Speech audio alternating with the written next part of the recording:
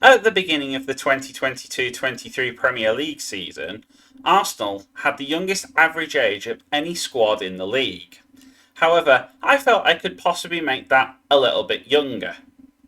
So what I've done is taken the best teenage players in the game and added them to Arsenal's squad and removed anybody who is older than 19. So it is a team pretty much stacked with wonderkids and potential wonderkids, but with no experienced head to guide them. Can they find a way to glory? Let's find out, shall we?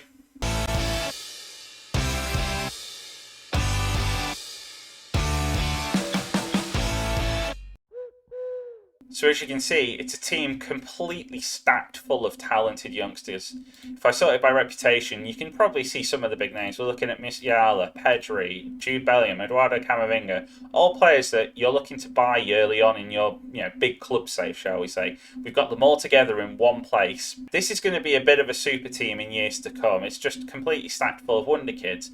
The thing that we're interested though is, can they do it now in 2022-23? Is that team good enough to win a Premier League? And if not, how long will it take before they start cruising and dominating? So we've come back 1 year later, and Arsenal did not even make it into Europe. They only just scraped into the top 10 in 10th. So Geraldo Martino's taken over. So obviously, Mikel Arteta caught the flack for them not succeeding with a team full of quality players. He just wasn't able to get them to gel. As you can see, they're all going to still be here.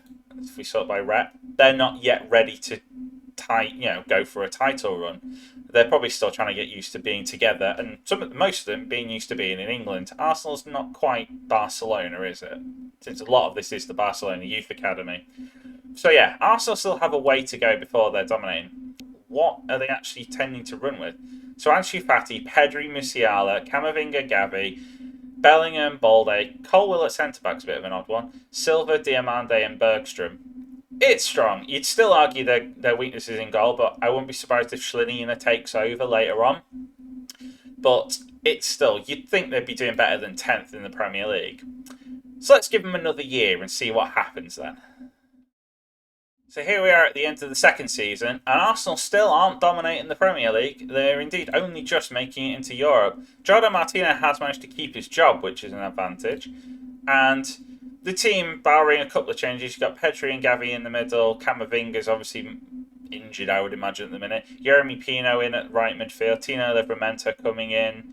Schleiner did indeed take over as the starting goalkeeper, but essentially, when you look at the team, it's very much going to be the same because of that transfer embargo. But yeah, they still haven't yet got ready to be that title-winning force that you would probably have expected at this point.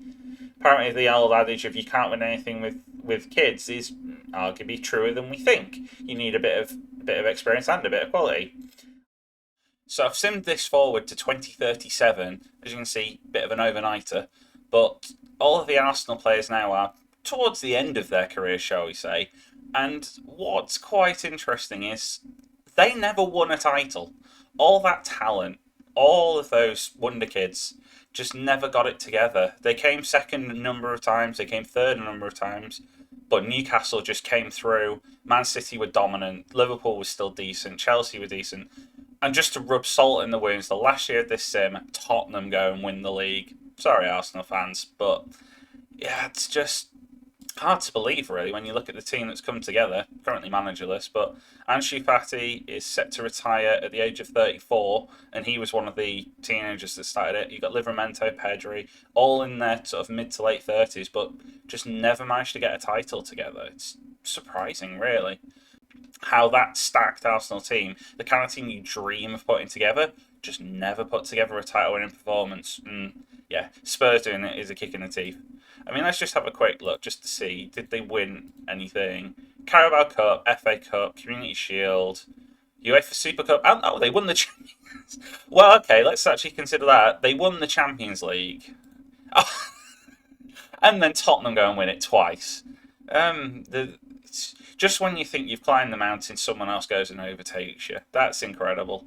Brentford winning the Europa League. Arsenal did win the Europa League in 2030, but they'll feel like that was a bit less grand than what they would have liked. and considering Tottenham won about the same time in the Europa League as well, in the Conference League, sorry. Whew. Well, maybe this wasn't quite the damp squib I thought it was when I loaded up the Premier League history. But yeah, would you consider that team of youngsters winning the Europa League followed by the Champions League as a success, but no Premier League? Leave your thoughts in the comments, and we'll see what the general consensus is. But I think that's going to be all for today. So thanks everybody so much for watching. Like and subscribe if you enjoyed it, and to be honest, even if you haven't enjoyed it, please like and subscribe anyway, because it really helps. Leave any comments below, both for things to improve and also, what you've thought of the content as a whole. And hopefully I'll see you again for the next one. But for now,